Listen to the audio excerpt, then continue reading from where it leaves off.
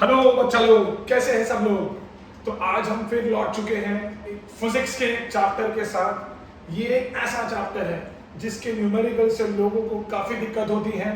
तो हम पहले उसकी थियोरी को रिवाइज करेंगे और उसके बाद हम एक एक सम जो टेक्स्ट बुक में दिया है हम उसे डिटेल में डिस्कस करेंगे। So let's start. आज जो हम चैप्टर शुरू करने वाले हैं that is known as calorimetry. Now what exactly is calorimetry वो हम थोड़ी देर के बाद डिस्कस करेंगे। Let's talk about something else. Now any body, कोई भी बॉडी हो, it is made up of lot of molecules. कोई भी जो बॉडी होती है वो बहुत सारे मॉलिक्यूल से बनी होती है। ये जो मॉलिक्यूल्स होते हैं, out of this molecule some are always at rest, some are always at rest and some are in random motion। कुछ जो होते हैं वो हमेशा रेस्ट में होते हैं और कुछ जो होते हैं वो हमेशा रैंडम मोशन में होते हैं।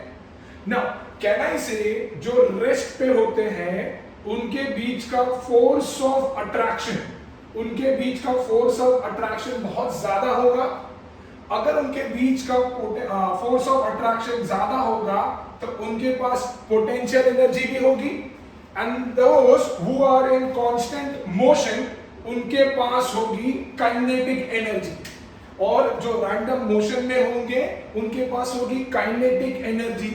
And sum of kinetic energy and potential energy is known as total internal energy, is known as total internal energy of a body। मतलब पूरे बॉडी के अंदर जितनी भी काइनेटिक एनर्जी है, जितनी भी पोटेंशियल एनर्जी है, अगर हम उसको ऐड करेंगे तो उस एडिशन को हम बोलते हैं total internal energy. And total internal energy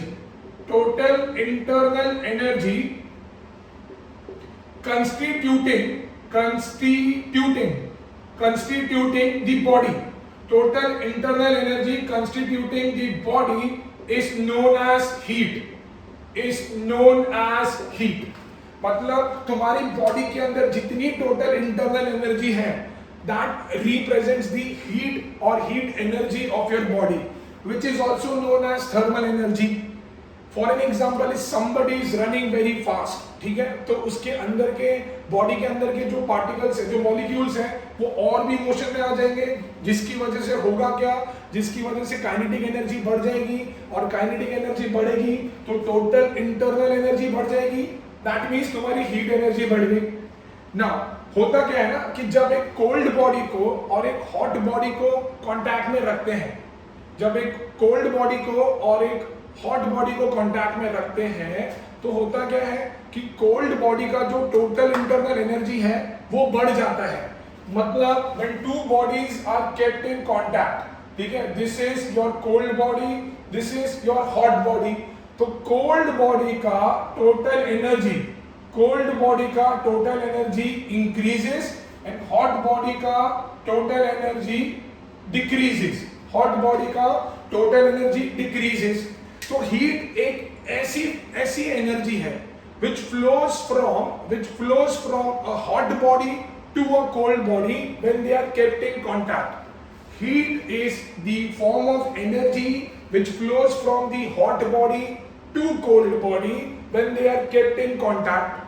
जब वो एक दूसरे के साथ कांटेक्ट में आएगी तभी हीट फ्लो होगी हॉट बॉडी से कोल्ड बॉडी के अंदर। और जब मैंने दो बॉडी को कांटेक्ट में रखा है तो कोल्ड बॉडी का टोटल एनर्जी जो है वो बढ़ जाएगा एंड हॉट बॉडी का टोटल एनर्जी कम हो जाएगा, विच प्रूव्स कि heat energy flows from the hot body to cold body. ठीक है, तो ये है मेरी heat energy, it is that form of energy which flows from hot body to cold body when they are kept in contact, because if they are not kept in contact then heat will not flow। तो heat जो है वो flow नहीं होगा। ठीक है, अब heat का जो एसआई यूनिट है, दैट इज कैलोरी। ठीक है ना, heat since it is a form of energy, so उसका जो दूसरा यूनिट है वो जूल्स भी है। ठीक है, पर मेजरली हम लोग हीट को कैलोरी में मेजर करते हैं, हम लोग हीट को कैलोरी में मेजर करते हैं। Now the relation between joules and calorie is that 1 calorie is equal to 4.186 joules which is approximately equal to 4.2 joules। मतलब एक कैलोरी के अंदर 4.2 जूल्स होते हैं, 4.2 जूल्स होते हैं। नाउ एग्जाम में कभी कभी आता है कि डिफाइन 1 कैलोरी, डिफाइन 1 कैलोरी। तो 1 कैलोरी क्या है भाई? 1 calorie is the amount of heat energy required to raise 1 gram of water, to raise the temperature of 1 gram of water from 14.5 degrees Celsius to 15.5 degrees Celsius. It is nothing but amount of heat energy required, amount of heat energy required to raise the temperature, amount of heat energy required to raise the temperature of 1 gram of water from 14.5 degree Celsius to 15.5 degree Celsius। उसको हम बोलते हैं 1 calorie. Heat की जो बड़ी unit है that is known as 1 kilo calorie, 1 kilo calorie which is represented as 1 kcal, 1 kilo calorie. These are the bigger units of heat।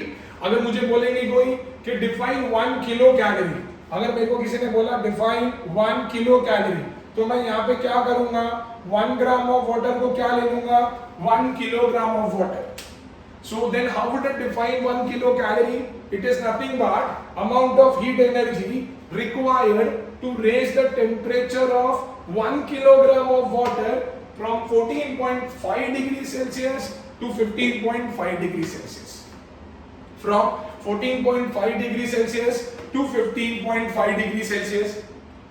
तो in short heat भाई, इन शॉर्ट हीट का एक energy है, ठीक है, जो बॉडी के अंदर होती है। अगर बॉडी की काइनेटिक एनर्जी बढ़ गई तो हीट एनर्जी बढ़ जाएगी, काइनेटिक एनर्जी कम हो गई तो हीट एनर्जी कम हो जाएगी। हीट जो है वो हमेशा हॉट बॉडी से कोल्ड बॉडी की तरफ जाती है, क्योंकि भाई ये तो यूनिवर्स का लॉ है ना, बिकॉज ऑफ ग्रेविटी। कोई भी चीज हमेशा ऊपर से नीचे की तरफ जाएगी, हमेशा ऊपर से नीचे की तरफ जाएगी। अगर जैसे कि रिवर है, रिवर का अगर मैं बेस अगर मैं फ्लैट कर दूं so it will not flow, ठीक है, इट विल नॉट फ्लो। जैसे कि करंट है, current always flows from a body from a higher potential to a lower potential, ठीक है, चीजें गिरती है हमेशा ऊपर से नीचे की तरफ। तो लाइकवाइज हीट भी जो है वो हमेशा हॉट बॉडी से कोल्ड बॉडी की तरफ आएगा। क्यों? वो थोड़ी देर के बाद हम वो भी देखेंगे, ठीक है। उसके बाद हमने डिफाइन करा कैलोरी कुछ भी नहीं है भाई, it is the amount of heat required to raise the temperature of 1 gram of a body from 14.5 degree Celsius to 15.5 degree Celsius. अगर किलो कैलोरी पूछा तो खाली ग्राम के बदले हम लोग लिख देंगे किलोग्राम। तो ये बेसिक चीजें थी जो हमने ऑलरेडी 9th स्टैंडर्ड में पढ़ रखा है। दूसरा जो टॉपिक है that is temperature, that is temperature. Temperature है क्या भाई? टेम्परेचर दो चीज बताता है, ठीक है। It tells us two things, पहला it tells us the thermal state of the body, thermal state of the body. Thermal state of the body का मतलब होता है कि डिग्री ऑफ हॉटनेस और कोल्डनेस। मतलब भाई एक बॉडी जो है वो कितनी हॉट है या कितनी कोल्ड है, ये हमको कौन बताता है? ये हमको बताता है टेम्परेचर। दूसरा it tells us the direction of flow of heat. दूसरा it tells us the direction of flow of heat. वो हमको हीट का डायरेक्शन बताता है, हीट कौन से डायरेक्शन में फ्लो कर रही है वो हमको बताता है। तो टेम्परेचर है क्या भाई? टेम्परेचर हमको दो चीज बताएगा, एक तो बॉडी का थर्मल स्टेट बताएगा, मतलब एक बॉडी कितनी गर्म है या बॉडी कितनी ठंडी है वो मुझे टेम्परेचर बताता है। दूसरा वो हीट का फ्लो का डायरेक्शन बताता है कि हीट कहां से कहां पे फ्लो हो रही है, यहां से यहां पे फ्लो हो रही है या यहां से यहां पे फ्लो हो रही है, ये कौन बताएगा? ये टेम्परेचर बताएगा। अब टेम्परेचर को हम लोग T से रिप्रेजेंट करते हैं। इसका जो SI यूनिट है इसका जो SI यूनिट है दैट इज केल्विन, उसके जो अदर यूनिट्स है दैट इज डिग्री सेल्सियस जिसको हम लोग ऐसे रिप्रेजेंट करते हैं, और है फ़ारेनहाइट जिसको हम लोग F से रिप्रेजेंट करते हैं। ठीक है, तो टेम्परेचर का काम है भाई खाली बॉडी का थर्मल स्टेट बताना और direction of flow of heat बताना। याद रखना कभी भी क्वेश्चन को थर्मल करके कुछ आया मतलब वो हीट के बारे में बात कर रहे हैं, because heat energy is also known as thermal energy. ठीक है, तो thermal and heat both are same only. Now so अभी क्लियर विद दिस, ये तो बहुत ही बेसिक चीजें थी, हीट और टेम्परेचर के बारे में नॉलेज था। सर कैलोरीमेट्री क्या है? कैलोरीमेट्री हीट को मेजर करने का इंस्ट्रूमेंट है, उसको कैलोरीमीटर बोलते हैं और उस प्रिंसिपल को कैलोरीमेट्री बोलते हैं। ठीक है, तो कैलोरीमेट्री के अंदर हीट, किसी भी बॉडी के अंदर कितनी हीट है वो मेजर करी जाती है ना। थोड़ी देर पहले मैंने बोला कि हीट जो है वो हमेशा हॉट बॉडी से कोल्ड बॉडी की तरफ आती है। तो इसका मतलब है कि अगर हॉट बॉडी है तो उसका टेम्परेचर ज्यादा होगा, कोल्ड बॉडी है तो उसका टेम्परेचर कम होगा, राइट। तो इसका मतलब है कि heat always flows from a body of higher temperature to a body of lower temperature. Heat जो होगा वो हमेशा कहां से कहां पे फ्लो होगा? It will always flow from a body of higher temperature to a body of lower temperature. ठीक है, नाउ अभी heat will flow as long as both the bodies attain the same temperature. वो तब तक flow करेगी जब तक दो बॉडी सेम टेम्परेचर पे नहीं आ जाती। Once the body comes to same temperature, comes at same temperature, then heat will stop flowing. फिर heat flow नहीं करेगी। मतलब मेरे पास दो बॉडी है, let's assume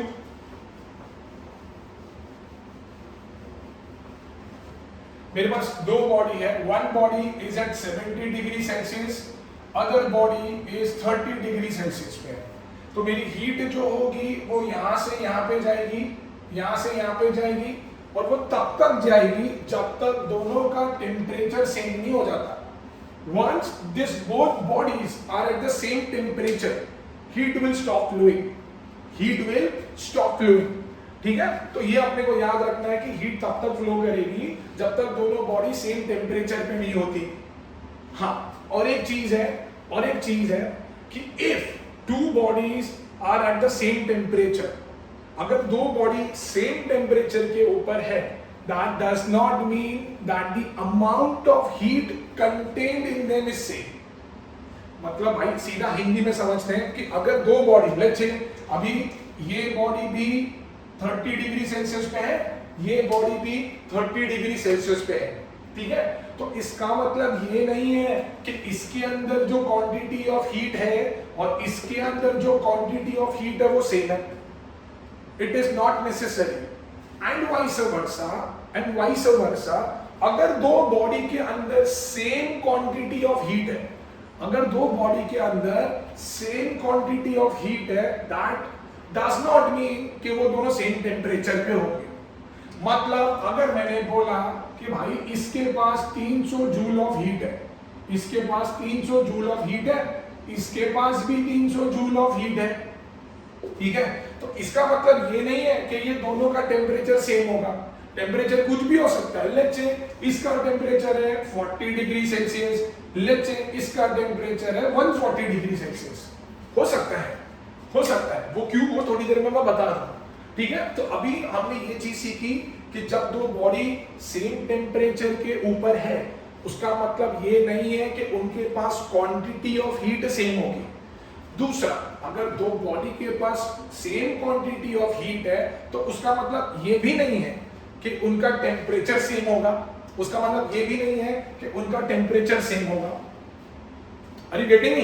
है ना? सो ये कुछ बेसिक चीजें थी हीट और टेम्परेचर के बारे में ना। अभी लेट्स सी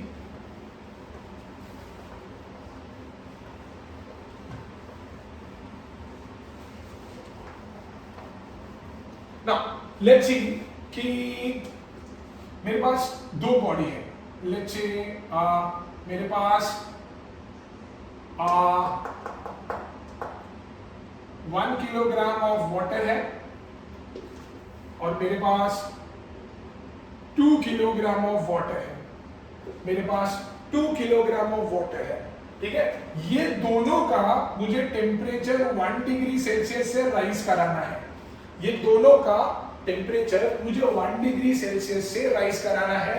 दोनों को मैंने बर्नर पे रखा है, मेकिंग श्योर कि इंटेंसिटी ऑफ फ्लेम सेम है दोनों पे, मतलब जो आग इनको पहुंच रही है दोनों को वो सेम पहुंच रही है, वो सेम पहुंच रही है, ठीक है।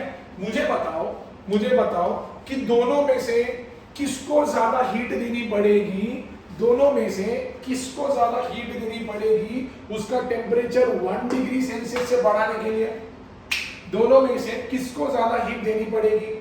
भाई मैंने बोला मेरे पास दो बॉडी है, ठीक है, दो सेम बॉडी है, देखो वाटर और वाटर बॉडी सेम है, ठीक है, दोनों का टेम्परेचर भी मुझे सेम अमाउंट से बढ़ाना है, दोनों का टेम्परेचर मुझे 1 डिग्री सेल्सियस से बढ़ाना है, दोनों को मैंने बर्नर के नीचे रखा है, इंटेंसिटी ऑफ फ्लेम भी सेम है।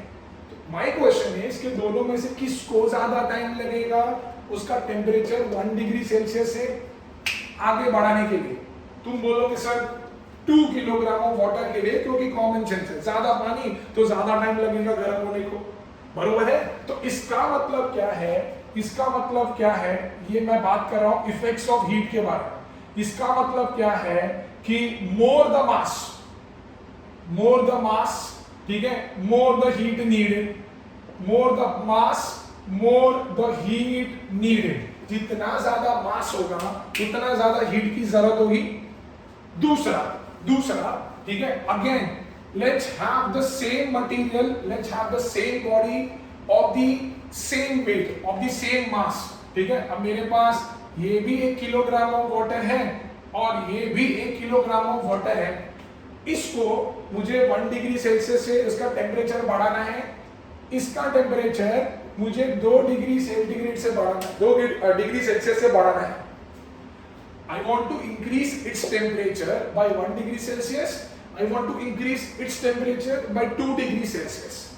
तो किसको ज्यादा हीट देने की जरूरत पड़ेगी, कौन ज्यादा हीट खाएगा, ठीक है, या तो ये। तुम बोलोगे सर क्या कॉमन सेंस की बात कर रहे हो, ऑब्वियसली ये, क्योंकि इसका टेम्परेचर मुझे ज्यादा इंक्रीज करना है सर। सो कैन आई से more the change in temperature, more the change in temperature, more the heat required, more the heat needed, agreed है ना। तो भाई जितना ज्यादा मास होगा उतना ज्यादा हीट की जरूरत होगी, जितना ज्यादा चेंज इन टेम्परेचर होगा उतना ज्यादा हीट की जरूरत होगी, ठीक है, उतना ज्यादा हीट की जरूरत होगी, ठीक है ना। प्रोवाइडेड दोनों बॉडी सेम है भाई, प्रोवाइडेड दोनों बॉडी सेम है।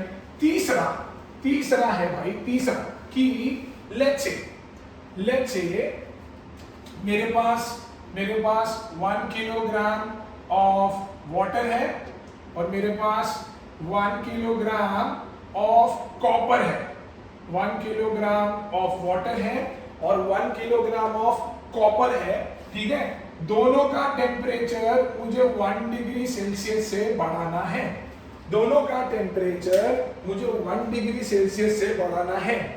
तो अमाउंट ऑफ हीट कितना लगेगा, इस केस में बॉडी के मटेरियल पर डिपेंड करता है, ठीक है। ये भी कॉमन सेंस का क्वेश्चन है।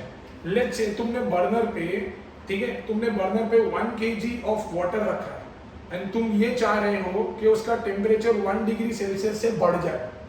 सो I would say let's assume कि it will take 30 seconds to increase its temperature by 1 degree Celsius. Now instead of that remove water now take 1 kilogram of copper or let's say 1 kilogram of iron and put it on the burner.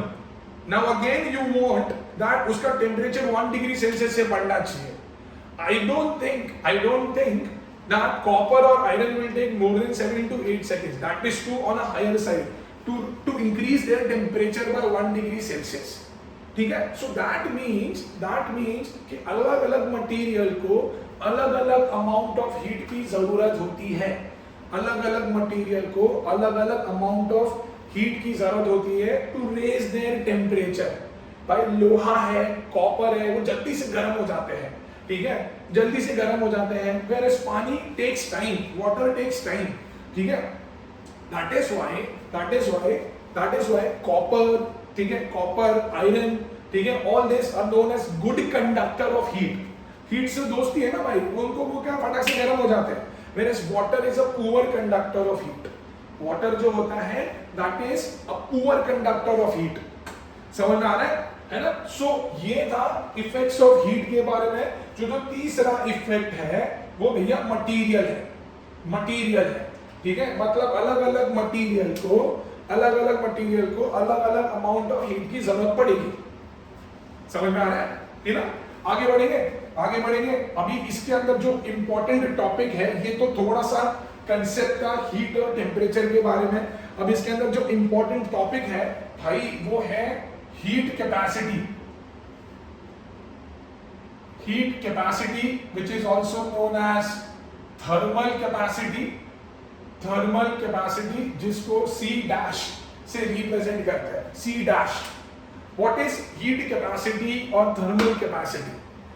Heat capacity और thermal capacity is nothing but amount of heat required by a body to change its temperature by 1 degree Celsius। किसी भी body को खुद का temperature अगर 1 degree Celsius से बढ़ाना है तो उसको जितना हीट लगेगा वो उसका हीट कैपेसिटी होगा। Amount of heat energy required to change the temperature by 1 degree Celsius is known as heat capacity। भाई मुझे बर्नर पे खड़ा कर दो, प्रैक्टिकल के अंदर मेरा टेम्परेचर 1 डिग्री से बढ़ाना है, ठीक है। अब 1 डिग्री मेरा टेम्परेचर बढ़ने के लिए मैंने जितनी हीट खाई वो मेरी हीट कैपेसिटी होगी, सो heat capacity is nothing but amount of heat needed, ठीक है, amount of heat needed by the entire body, मतलब कैसे लिखूं? That is by the mass of the body, so यहां से फॉर्मूला मिलता है Q by N, ठीक है ना। अभी इसका जो यूनिट है, इसका जो SI यूनिट है भाई, इसका जो SI यूनिट है that is joules per kilogram. Thermal capacity और हीट कैपेसिटी का जो यूनिट है that is joules per kilogram, ठीक है। So heat capacity is nothing but the amount of heat energy required to raise the temperature of the entire body by how much temperature? By 1 degree Celsius.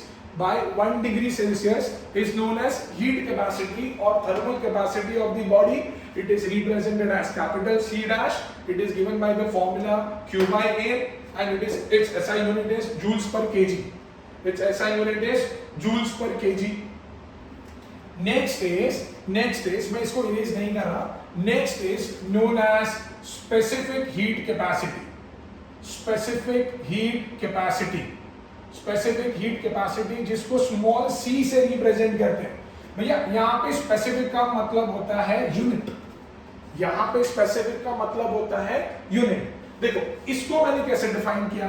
इसको मैंने define किया the amount of heat energy required by the entire body to raise its temperature by 1 degree Celsius। तो यहाँ पे क्या है? Specific का मतलब यूनिट होता है। सो it is nothing but amount of energy required to raise the temperature of unit mass of a body by 1 degree Celsius। Unit का मतलब 1 यार। अभी तुम यहाँ पे यूनिट को 1 ग्राम लिखो, 1 किलोग्राम लिखो, क्या फर्क देता है? पहले मैंने पूरी बॉडी को बर्नर पे रखा था और मेरा टेम्परेचर 1 डिग्री से बढ़ाना था, ठीक है। अब मेरा टेम्परेचर 1 डिग्री से बढ़ाना था, तो भाई मैंने जितनी हीट खाई वो मेरी हीट कैपेसिटी थी। अब लेट्स से मेरी बॉडी को कट करो और 1 ग्राम मेरे बॉडी का पार्ट निकाल दो और उसको बर्नर पे रखो, ठीक है। अब वो उसका टेम्परेचर 1 डिग्री सेल्सियस से बढ़ाना है। अब वो जितनी हीट खाएगा उसको बोलते हैं स्पेसिफिक हीट कैपेसिटी, ठीक है। उसको बोलते हैं specific heat capacity. Now specific heat capacity is represented as C, ठीक है, and it is given by the formula, वही heat energy required by 1 gram of a body, that is mass, into change in temperature, that is change in temperature. अब इसको C is equal to Q upon N, change in temperature को delta T बोलते हैं। इसका जो SI unit बनता है that is joules per kilogram per kelvin, joules per kilogram per kelvin, joules per kilogram per kelvin. मैंने यहां पे शायद फॉर्मूला गलत लिखा है,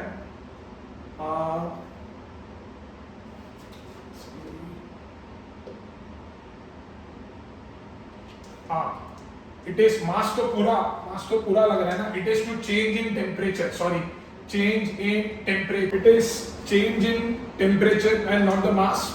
तो यहां पे आ जाएगा डेल्टा टी, सो यहां पे आ जाएगा केल्विन एंड यहां पे k raised to -1. So we are to know, I'm really sorry, so thermal capacity is nothing but the heat energy required to change the temperature of the entire body by 1 degree Celsius.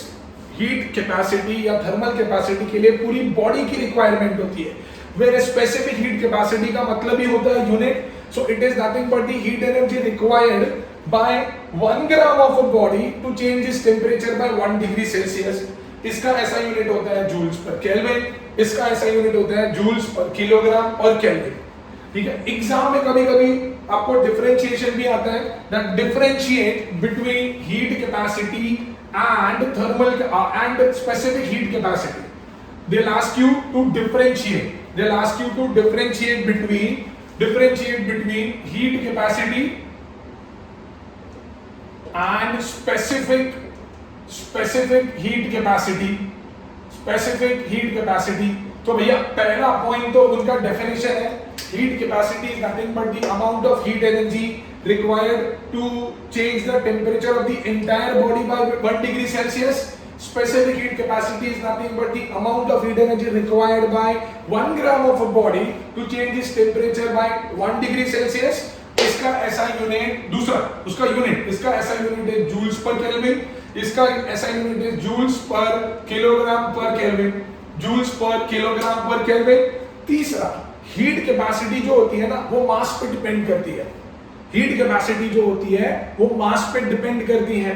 मेरी heat capacity अलग होगी, अगर मुझे burner पे रखोगे, किसी और body को रखोगे तो it will absorb different amount of heat to raise its temperature.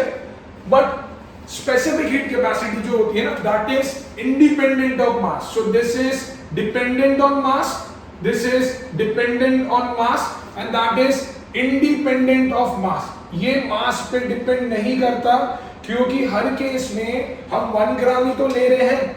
मेरा 1 ग्राम लिया, किसी और बॉडी का 1 ग्राम लिया, ठीक है, और वो हर एक बॉडी का कांस्टेंट होता है, it is constant for every body, ठीक है। So heat capacity is dependent on mass and this is independent of मास। तो ये 3 पॉइंट ऑफ डिफरेंस आप लिख सकते हो एग्जाम में। अभी क्लियर विद दिस? तो आगे बढ़ते हैं, this was heat capacity and specific heat capacity.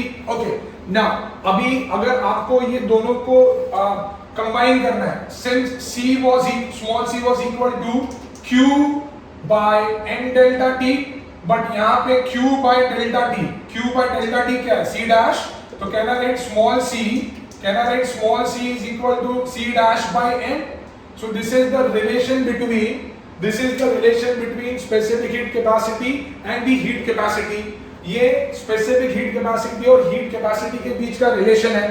Numericals कभी कभार आ जाते हैं, तो ये तुमको याद रखना है कि small c is equal to c dash upon n, है ना। नाउ मूविंग फॉरवर्ड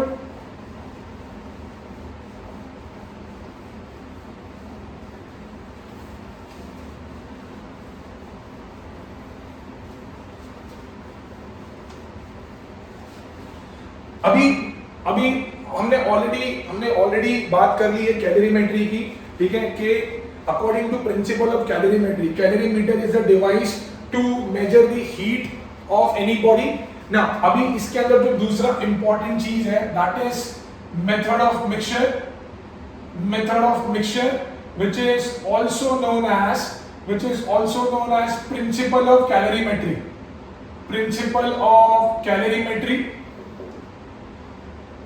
अरे इसका स्पेलिंग देख लो यार, because I always get confuse between PAL and PLE, ठीक है। सो मेथड ऑफ मिक्सचर और प्रिंसिपल ऑफ कैलोरीमेट्री। सबसे पहले कि ये जो मेथड ऑफ मिक्सचर है या प्रिंसिपल ऑफ कैलोरीमेट्री है, it is based on law of conservation of energy. It is based on law of conservation of energy, ठीक है। तो अगर पूछा कि भाई ये कौन से प्रिंसिपल पे बेस्ड है, ठीक है, तो it is based on law of conservation of energy. और मेथड ऑफ मिक्सचर बोलता क्या है? अरे बहुत सिंपल है। मेथड ऑफ मिक्सचर क्या बोलता है कि जब दो बॉडी को हम कांटेक्ट में रखते हैं, when the two bodies are kept in contact, ठीक है, तो अमाउंट, लेट्स से ये हॉट बॉडी है, लेट्स से मैं डायग्राम के थ्रू बताता हूं, ठीक है, ये दो बॉडी है, this is the hotter body, this is the colder body, when two bodies are kept in contact, ठीक है, तो कहना इसे हॉट बॉडी जो होगा वो एनर्जी रिलीज करेगा और कोल्ड बॉडी जो होगा वो एनर्जी को एब्जॉर्ब करेगा। It will release the energy, it will release or liberate the energy, whereas cold body will absorb the energy. So this method of mixture says that the amount of heat energy released by a hot body is always equal to amount of heat energy absorbed by cold body. Amount of heat energy released by a hot body is always equal to amount of heat energy absorbed by a cold body. गरम body जितनी heat छोड़ेगा ठंडा होने के लिए, ठंडा body उतनी heat को एब्जॉर्ब करेगा गरम होने के लिए। इसमें अजम्पशन क्या है? अजम्पशन ये है कि हीट लॉस होता ही नहीं है, एटमॉस्फेयर के अंदर हीट लॉस होता ही नहीं है, जो प्रैक्टिकली पॉसिबल नहीं है। बट ये जो प्रिंसिपल बनते हैं वो हमेशा एग्जाम्पशन पे ही बनते हैं, ठीक है। तो हमने क्या सीखा कि मेथड ऑफ मिक्सचर में जब दो बॉडी को हम मिक्स करते हैं, हॉट बॉडी और कोल्ड बॉडी, तो कोल्ड बॉडी जितना हीट खाएगा हॉट बॉडी उतना ही हीट को रिलीज करेगा। अजम्पशन क्या है? अजम्पशन ये है कि एटमॉस्फेयर में कोई भी हीट लॉस नहीं हुआ, और वो कौन से प्रिंसिपल पे बेस्ड है? वो बेस्ड है on the principle of law of conservation of energy. It is based on law of conservation of energy, ठीक है। अभी हमने ऑलरेडी स्पेसिफिक हीट कैपेसिटी के बारे में बात कर ली, स्पेसिफिक हीट कैपेसिटी के बारे में बात कर दी, और मैंने ये भी बोल दिया कि water is a poor conductor of heat. तो वाटर की जो स्पेसिफिक हीट कैपेसिटी होती है that is 4200 joules per KG per kelvin. इसका मतलब क्या पता है? इसका मतलब ये है कि अगर पानी का टेम्परेचर मुझे 1 किलो पानी का टेम्परेचर मुझे 1 डिग्री सेल्सियस से बढ़ाना है, 1 किलो पानी का टेम्परेचर मुझे 1 डिग्री सेल्सियस से बढ़ाना है, तो पानी इतना हीट खाएगा, it will absorb this amount of heat, it will absorb this amount of heat, ठीक है। दैट इज द रीजन, ठीक है, दैट इज द रीजन। वो क्या करता है? It is also used as a coolant in the car. Exam में कभी कभी क्वेश्चन आता है कि why water is used as a coolant in the car, ठीक है। Whenever you along with your parents, हम हमारे मम्मी डैडी के साथ जब लॉन्ग ड्राइव पे जाते हैं तो हम लोग क्या करते हैं? एक तो हम थक जाते हैं, इसके लिए हॉल्ट लेते हैं, हम कहीं रेस्टोरेंट में बैठ के खाना खाते हैं, नाश्ता करते हैं। दूसरा उसका रीजन होता है कि गाड़ी को ठंडा करना होता है। क्यों? क्योंकि जब हम लॉन्ग डिस्टेंस के लिए जा रहे हैं तो गाड़ी के जो पार्ट्स है वो फ्रिक्शन के कारण बहुत हीट होते हैं, तो उसके अंदर आप देखोगे तो एक पानी का पाइप जाता है जो हर एक इंजन के हर एक पार्ट को टच करके जाता है, तो उसके अंदर हम पानी भरते हैं हमेशा। क्यों? क्योंकि जो बॉडी के जो इंजन के जो पार्ट्स गर्म हो गए हैं, उस पार्ट्स को पानी उस पार्ट्स की हीट एनर्जी को वाटर एब्जॉर्ब कर लेता है without raising its own temperature by much amount, ठीक है। वो क्या करेगा? जो इंजन के पार्ट्स की हीट है वो खुद एब्जॉर्ब कर लेगा और खुद का टेम्परेचर ज्यादा नहीं बढ़ाएगा। तो उससे क्या होता है कि जो इंजन के पार्ट्स है वो इतने ज्यादा गर्म नहीं हो जाते। नहीं तो अगर ज्यादा गर्म हो जाते, अगर अंदर पानी नहीं होता तो आग लग सकती थी बिकॉज ऑफ हीट। तो that is why water is used as a coolant, ठीक है, इसीलिए हम लोग पानी को यूज करते हैं एज अ कूलेंट। समझ में आ रहा है? तो जितना टाइम पानी को गर्म होने को लगता है ना, उतना ही टाइम पानी को ठंडा होने को भी लगता है, उतना ही टाइम पानी को ठंडा होने को भी लगता है, ठीक है। ये हमेशा याद रखना कि अगर पानी का टेम्परेचर 1 डिग्री से बढ़ाने के लिए जितना टाइम लग रहा है, उतना ही टाइम मुझे उसको कम करने के लिए भी लगेगा, ठीक है। उसके भी बहुत सारे एप्लीकेशंस है जो आप आराम से तुम पढ़ सकते हो, वो यहाँ डिस्कस करके मतलब नहीं है, ठीक है। सो अभी done with this method of mixture. Now इसके बाद so now we gonna talk about change of state. ये हमने ऑलरेडी बहुत बारी पढ़ा हुआ है, 7, 8, 9 हर बार हमने ये पढ़ा हुआ है। वी ऑल नो कि किसी भी बॉडी के 3 स्टेट होते हैं, सॉलिड, लिक्विड एंड गैसेस, ठीक है। सो अभी वी नो दैट अगर मुझे किसी बॉडी को सॉलिड फॉर्म से लिक्विड फॉर्म में कन्वर्ट करना है, so that process is known as melting. And अगर रिवर्स प्रोसेस है, अगर मुझे लिक्विड से सॉलिड में कन्वर्ट करना है, so that is known as freezing, ठीक है। अब लिक्विड से अगर मुझे गैसेस में कन्वर्ट करना है, so that process is known as boiling, और it is also known as vaporisation. ना उल्टा, अगर मुझे गैसेस से लिक्विड में कन्वर्ट करना है, सो दैट इज कंडेंसेशन। ना अगर सॉलिड से लिक्विड डायरेक्ट गैस में कन्वर्ट करना है, ठीक है, so that is known as sublimation. And then gases से डायरेक्ट सॉलिड में कन्वर्ट करना है, so that is known as solidification, ठीक है। So we all know this, but the only important thing to remember is, जो चीज अपने को याद रखनी है वो ये है कि चेंज ऑफ स्टेट हमेशा कांस्टेंट टेम्परेचर पे होगा। It never happens at any temperature. It always happens at constant temperature. मतलब भाई, मतलब अगर जब सॉलिड को मैं लिक्विड में कन्वर्ट करता हूँ, so it does not get converted at all temperature, or it does not start converting itself into liquid at all temperatures. एक स्पेसिफिक टेम्परेचर पे जब वो पहुंचता है ना, उसके बाद वो प्रोसेस शुरू होता है। जैसे लेट्स से लिक्विड जब गैसेस में कन्वर्ट करते हैं, ठीक है, तो उसको बॉइलिंग बोलते हैं, बट अगेन वो हर टेम्परेचर पे नहीं होगा। जैसे भाई वाटर ले लो, वाटर पहले 20 डिग्री सेल्सियस पे है, उसको मैं हीट करूंगा, हीट करते करते वो 100 डिग्री सेल्सियस पे पहुंचेगा। 100 डिग्री सेल्सियस पे पहुंचने के बाद वो गैसेस में कन्वर्ट होना चालू होगा। तो इसके पहले वो कभी नहीं होगा, इसके पहले उसका टेम्परेचर बढ़ते जाएगा। Once it reaches 100 degree Celsius, then it starts converting itself into gases. Alright? So ये एक बेसिक चीजें थी चेंज ऑफ स्टेट के बारे में ना। हमें जो याद रखना है वो ये है ना। आज हम बात करेंगे लेटेंट हीट के बारे में। लेटेंट का मतलब होता है भैया हिडन हीट, छुपी हुई हीट। लेटेंट हीट होता क्या है?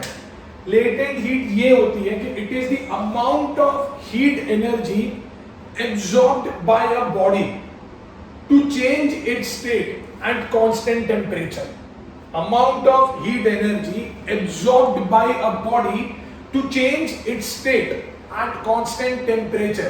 So that is known as latent heat. I'll show you how I'll explain you. जैसे मैंने बोला था कि मेरे पास पानी है, ठीक है ना। पानी initially was at 20 degree Celsius, ठीक है। अब उसके नीचे बर्नर लगाया हुआ है, ठीक है, फ्लेम्स आ रही है ना। पानी को जब मैं हीट कर रहा हूं तो वो 30 पहुंचेगा, 40 पहुंचेगा, 50, 60 और फिर 100 पहुंचेगा। बर्नर को अभी भी शुरू है, पानी का टेम्परेचर पहुंच गया भैया 100 डिग्री सेल्सियस, ठीक है। अब क्या होगा पानी के साथ? अभी भी हीट तो मैं कॉन्स्टेंटली प्रोवाइड कर रहा हूं, तो अब क्या होगा पानी के साथ? अब जो उसको हीट मिल रही है, वो हीट वो खुद का टेम्परेचर बढ़ाने के लिए यूज नहीं कर रहा। वो हीट वो खुद का टेम्परेचर बढ़ाने के लिए यूज नहीं कर रहा, बल्कि वो हीट वो यूज कर रहा है खुद का टेम्परेचर चेंज करने के लिए, बल्कि वो हीट वो यूज कर रहा है खुद का टेम्परेचर चेंज करने के लिए। ऐसी हीट को हम बोलते हैं लेटेंट हीट, ऐसी हीट को हम बोलते हैं लेटेंट हीट, ठीक है। So the amount of heat energy absorbed by a body to change its state, the definition लिख देता हूं, it is amount of heat absorbed और liberated, amount of heat absorbed और liberated by a body to change its state at constant temperature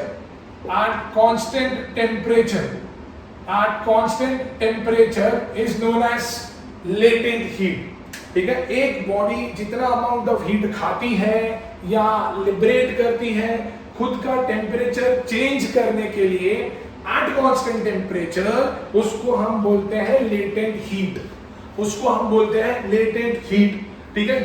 जैसे मैंने ये पानी का एग्जांपल दिया, initially water was at 20 degree Celsius, so when we started heating temperature started rising and once it reached 100 degree Celsius then it will no longer increase its temperature, we are still heating the water, ठीक है, we are still heating the water, but in now ये जो पानी है वो heat वो use ही नहीं कर रहा खुद का टेम्परेचर बढ़ाने के लिए, तो सर हीट जा कहाँ रही है? तो हीट जा कहाँ रही है जब पानी अपना टेम्परेचर बढ़ाने के लिए यूज ही नहीं कर रहा? पानी हीट को यूज तो कर रहा है, टेम्परेचर बढ़ाने को नहीं भैया, टेम्परेचर बढ़ाने को नहीं, वो हीट यूज कर रहा है खुद का स्टेट चेंज करने को, इसी के बदले भैया आइस ले लो, एक आइस का क्यूब ले लिया मैंने, आइस का क्यूब था लेट्स से -10 डिग्री सेल्सियस पे, तो होगा क्या, उसको भी मैंने हीट दिया, ठीक है, तो जब मैं आइस को गर्म करूंगा तो होगा क्या, पहले आइस का टेम्परेचर गिरना चालू होगा -10 से -5, -4, -1, फिर 0 डिग्री सेल्सियस पे पहुंचेगा, भाई। Once it reaches 0 degree Celsius, उसके बाद आइस जो है वो हीट को यूज करेगा, पहले खुद को पानी में कन्वर्ट करेगा। Ice do not get converted into water at any temperature. Ice turns into water at only and only 0 degree Celsius. Once it reaches 0 degree Celsius, अब ये आइस हीट यूज कर रहा है किस लिए? खुद को वाटर में कन्वर्ट करने के लिए, ठीक है। तो जो हीट उसको मिल रही है 0 डिग्री के बाद पहुंचने के बाद, उसको हम बोलते हैं लेटेंट हीट, भैया लेटेंट हीट। समझ में आता है लेटेंट हीट का कंसेप्ट ना? अगेन लेटेंट हीट के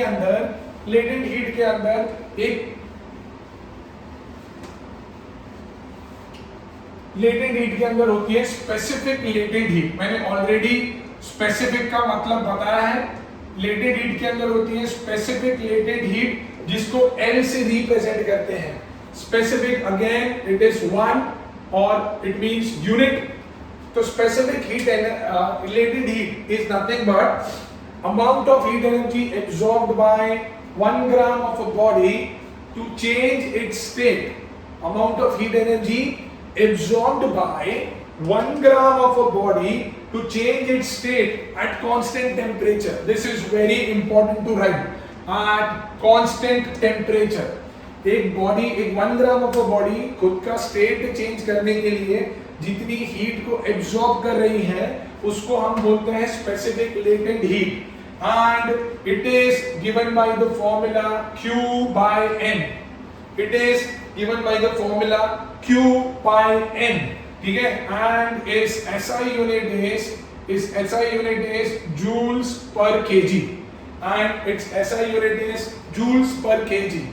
एक बॉडी खुद का स्टेट चेंज करने के लिए जितनी हीट खाती है एट कांस्टेंट टेम्परेचर, उसको हम बोलते हैं स्पेसिफिक लेटेंट हीट, ठीक है। नाउ अगेन इसमें टेम्परेचर तो चेंज हो नहीं रहा, तो टेम्परेचर वाला फैक्टर नहीं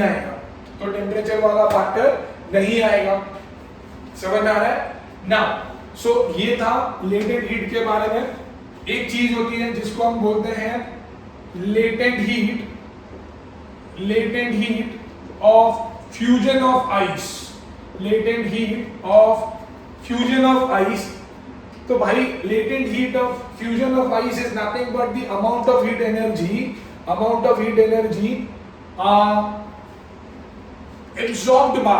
absorbed by ice to convert itself into water at constant temperature।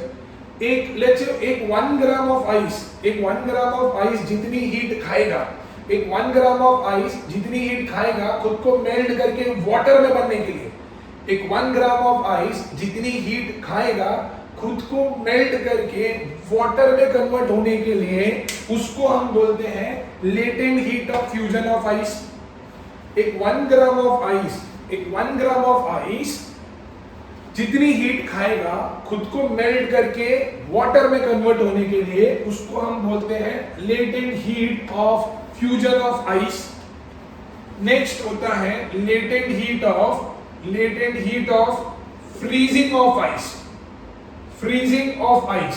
Latent heat of freezing of ice, that means कि 1 ग्राम ऑफ वाटर ने जितनी हीट को रिलीज किया, 1 ग्राम ऑफ वाटर ने जितनी हीट को रिलीज किया खुद को आइस में कन्वर्ट करने के लिए, at constant temperature, that is known as latent heat of freezing of ice, so I hope it is clear। latent heat clear है। अगर मैंने आपको पूछा what is latent heat of fusion of ice, तो भाई आइस मेल्ट होने के लिए जितनी हीट खाएगा, ठीक है, एट कांस्टेंट टेम्परेचर खुद को पानी में बदलने के लिए, उसको बोलते हैं latent heat of fusion of ice। what is freezing of ice? latent heat of freezing of ice, एक पानी जितनी हीट को रिलीज करेगा खुद को आइस में कन्वर्ट करने के लिए एट कांस्टेंट टेम्परेचर, उसको हम बोलते हैं latent heat of freezing of ice. So ये क्लियर है। ये वाले सेक्शन में लेटेंट हीट बहुत इंपॉर्टेंट है। फिर उसके कुछ एप्लीकेशंस है, ठीक है, उसके कुछ एप्लीकेशंस है। इसमें एक बहुत ही इंपॉर्टेंट चीज है, उसके अंदर एक बहुत ही इंपॉर्टेंट चीज है जो बहुत सारे स्कूल के प्रीलिम्स में आते हैं। नाउ समझो 1 ग्राम ऑफ आइस और 1 ग्राम ऑफ वाटर, ठीक है, 1 ग्राम ऑफ वाटर, ऐसे ही कुछ तो क्वेश्चन है। 1 gram of ice, I guess textbook के अंदर है। 1 सेकेंड, हाँ, 1 ग्राम ऑफ आइस और 1 gram of cold water, 1 gram of ice और 1 ग्राम ऑफ कोल्ड वाटर, कौन ज्यादा इफेक्टिव है? अगर मैं ये दोनों को ड्रिंक्स में डालता हूं, अरे भैया जूस, दोनों को मैं जूस, अरे जूस के अंदर पानी कैसे डालूं? कोल्ड ड्रिंक्स के अंदर भी पानी कैसे डालूं? अरे जो भी समझना समझो यार, ठीक है। अगर दोनों को मैंने ड्रिंक्स के अंदर डाला या किसी के साथ मिक्स किया, तो कौन ज्यादा ठंडा करेगा? 1 ग्राम ऑफ आइस ज्यादा ठंडा करेगा या 1 ग्राम ऑफ कोल्ड वाटर ज्यादा ठंडा करेगा? ठीक है, 1 ग्राम ऑफ आइस ज्यादा ठंडा करेगा या 1 ग्राम ऑफ वाटर ज्यादा ठंडा करेगा? कौन ज्यादा ठंडा करेगा? तो 1 ग्राम ऑफ आइस हमेशा ज्यादा कूलिंग प्रोड्यूस करता है, बिकॉज उसका जो latent heat of fusion of ice है, उसका जो latent heat of fusion of ice है, दैट इज 336 जूल्स पर ग्राम, मतलब भैया एक ग्राम ऑफ आइस जब मेल्ट होगा ना, 1 ग्राम ऑफ आइस जब मेल्ट होगा तो वो उस ड्रिंक में से कितनी हीट एनर्जी एब्जॉर्ब करेगा? 336, जो कि बहुत ज्यादा होती है, इसीलिए आइस हमेशा ज्यादा कूलिंग प्रोड्यूस करता है। इसीलिए कभी भी कोई भी ड्रिंक्स के अंदर आइस डलवाता है, ठंडा पानी नहीं, ठंडा पानी डालेंगे तो होगा क्या, वो ठंडा होगा, पर इतना ठंडा नहीं होगा जितना आइस के कंपैरिजन, जितना मैं आइस डाल के ठंडा कर सकता हूँ, ठीक है। यू कैन ड्राई इट, आप घर में सेम अमाउंट ऑफ पानी लो ग्लास के अंदर, ठीक है, और उसके बाद same amount of cold water डालो और सेम अमाउंट ऑफ आइस डालो and then compare, you will realise कि भाई जिस केस में आपने आइस डाला है उस केस में पानी ज्यादा ठंडा हो गया है। क्वेश्चन पूछेगा एग्जाम में कि क्यों, ऐसा क्यों, एक तो पहले पूछेगा कि ठंडा कौन से केस में होगा, तो वो तो हम लिख देंगे भाई 1 ग्राम ऑफ आइस के केस में ठंडा बहुत होगा। क्यों होगा, because latent heat of fusion of ice is 336 joules per gram, which means that when ice is converting itself into water, it is absorbing 336 joules of heat energy from the drink. वो इतना heat energy खा लेगा तो obviously drink ठंडा हो जाएगा फटाक से। समझ में आ रहा है, because latent heat of fusion of ice is way more, बहुत ज्यादा है भाई, बहुत ज्यादा है। समझ में आ रहा है क्या बोला मैंने, तो ये याद रखना भाई, बहुत ही इंपॉर्टेंट क्वेश्चन है, याद रखना, ठीक है। याद रखना कि 1 ग्राम ऑफ आइस जो होगा वो ज्यादा कूलिंग प्रोड्यूस करेगा as compare to 1 gram of cold water, ठीक है ना। आगे हम थोड़ा ग्राफ के बारे में बात करते हैं, क्योंकि ये चैप्टर में ग्राफ के बेस पे भी बहुत क्वेश्चन आते हैं, ठीक है। तो अभी हम बात करते हैं हीटिंग कर्व ऑफ वाटर, पानी का भैया हीटिंग कर्व है, ठीक है। पानी कैसे होता है, लेट्स ड्रॉ अ ग्राफ। भैया यहाँ पे है हमारा टेम्परेचर और यहाँ पे है हमारा टाइम, ठीक है।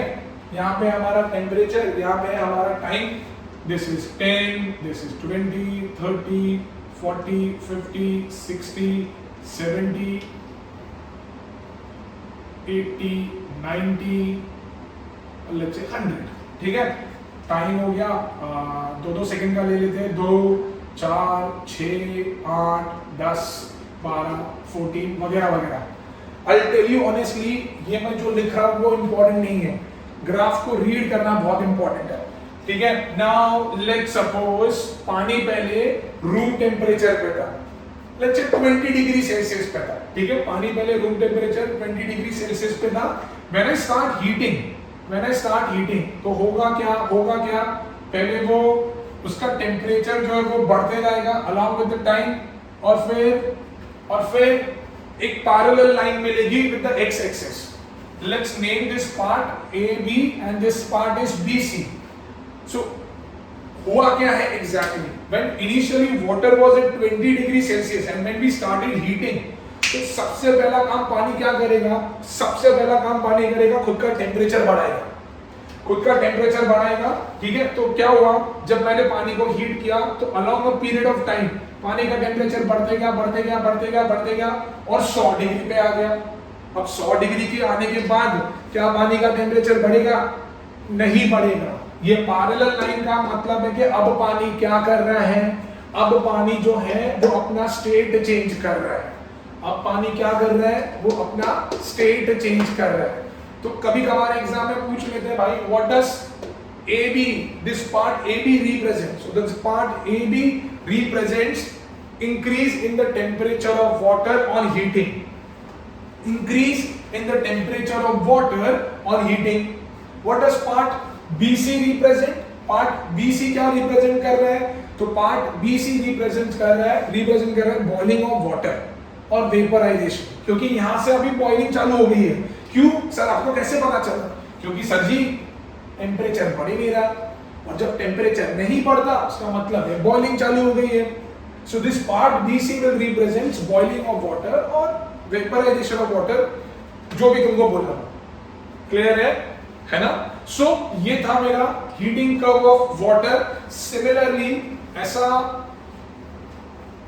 हीटिंग कर्व ऑफ आइस भी होता है, देखो होगा क्या,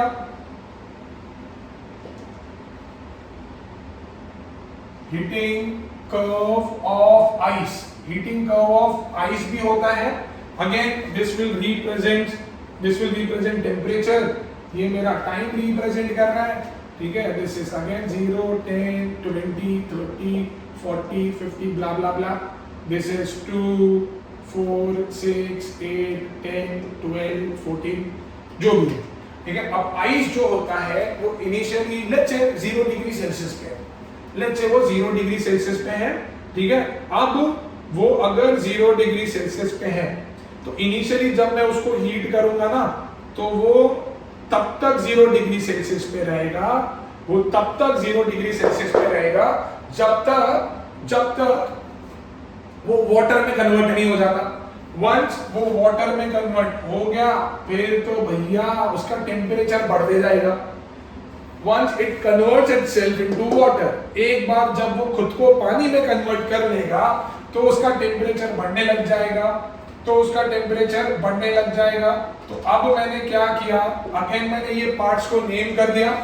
अगर अगेन मैंने इस पार्ट्स को नेम कर दिया तो यहाँ पे पार्ट ए भी क्या रिप्रेजेंट कर रहा है, पार्ट ए भी रिप्रेजेंट कर रहा है मेल्टिंग ऑफ आइस। भाई यहाँ पे आइस मेल्ट हो रहा है, this represents melting of ice. And what does part BC represents? BC represents rise in temperature of water on heating. BC represent क्या कर रहे हैं, rise in temperature of water on heating। समझ में आ रहा है? तो कुछ भी डायग्राम दे सकते हैं, जैसे कि एक रैंडम मेरे को अभी दिमाग में आ रहा है, आई डोंट नो वो राइट है कि नहीं, हम सिर्फ अंडरस्टैंडिंग पर्पस के लिए सॉल्व कर रहे हैं। लेट्स से अगेन एक ग्राफ दिया हुआ है, दिस इज -10। आई गेस ये मैंने सेक्शन बी के एग्जांपल में मैंने देखा था। ये 20, ये 30, ये मेरा टेम्परेचर है और ये मेरा टाइम है, ठीक है। अब हो क्या रहा है ऐसा, ठीक है। लेट्स से ये 100 है ऐसा। So this represents AB, this is BC, CD and DE। तो हुआ क्या है ना, question might be like this कि एक आइस है भाई, एक आइस है जो -10 डिग्री सेल्सियस पे रखा हुआ है और उसका ये ग्राफ दिया हुआ है, उसका हीटिंग कर्व दिया हुआ है। अब वो पूछेगा what does AB represents, AB क्या रिप्रेजेंट कर रहा है, AB रिप्रेजेंट कर रहा है कि आइस का जो टेम्परेचर है वो कम हो रहा है, आइस का टेम्परेचर जो है वो कम हो रहा है, ठीक है। BC क्या रिप्रेजेंट कर रहा है, BC रिप्रेजेंट कर रहा है melting of ice, BC represent कर रहा है मेल्टिंग ऑफ आइस। CD क्या रिप्रेजेंट कर रहा है, CD रिप्रेजेंट कर रहा है rise in temperature of water, rise in temperature of water on heating की वजह से टेम्परेचर जो है पानी का बढ़ रहा है। सर आपने तो आइस लिया था, पानी कैसे बन गया? अरे भाई ये जब मेल्ट हो गया ना आइस, ये जब पहले आइस -10 डिग्री सेल्सियस पे था, अब जब मैंने उसको हीट करूंगा तो वो पहले तो उसका टेम्परेचर 0 डिग्री पहुंचेगा, और उसके बाद वो पूरा मेल्ट हो जाएगा। अब यहाँ पे आके वो पूरा मेल्ट हो गया, सी पे आके अब वो पूरा बन गया पानी, फिर भी मैं हीट कर रहा हूं तो उसका टेम्परेचर बढ़ते जाएगा। अब वो पहुंच गया भाई 100 पे, तो अब पानी का टेम्परेचर बढ़ेगा नहीं बढ़ेगा। तो अब ये डी पे जो DE है वो बॉइलिंग रिप्रेजेंट कर रहा है, ठीक है। It represents boiling of water, तो सर हमें याद कैसे रखो, तो भाई यहाँ पे एक रामबाण है, ठीक है, एक ट्रिक है, वो ट्रिक ये है, कैन यू सी, जब भी लाइन पैरेलल होती है ना, उसका मतलब है स्टेट चेंज हो रहा है। जब भी लाइन पैरेलल होगी उसका मतलब है कि स्टेट चेंज होगा। अब अगर वो सॉलिड दिया होता तो मैं बोलता भाई यहाँ पे लिक्विड में कन्वर्ट हो रहा है और यहाँ पे भाई वो वेपर्स में कन्वर्ट हो रहा है। अगर सिर्फ सॉलिड बोला रहता तो मैं ऐसा लिखता कि भाई ये सॉलिड मेल्ट हो रहा है और यहाँ पे जो लिक्विड बना है सॉलिड वो वेपर्स में कन्वर्ट हो रहा है। कैसे पता चला? क्योंकि लाइन पैरेलल है एक्स एक्सिस से, से। तो इस तरीके वाले ग्राफ के क्वेश्चन भी तुम आ सकते हैं। तो you just need to understand, ठीक है। पहले क्वेश्चन को अच्छे से रीड करना है और देखना है कि जो ऑब्जेक्ट दिया है वो ऑब्जेक्ट का स्टेट क्या है, and accordingly you can answer it. Because if you see, तो आंसर तो सिर्फ एक लाइन के ही थे, but you need to understand the graph. तुमको ग्राफ को समझना पड़ेगा. समझ में आ रहा है? So मैंने जितने भी कंसेप्ट थे इस चैप्टर के वो मैंने एक्सप्लेन कर दिए हैं. उसके आगे हमें कुछ करने की जरूरत नहीं है. Thank you so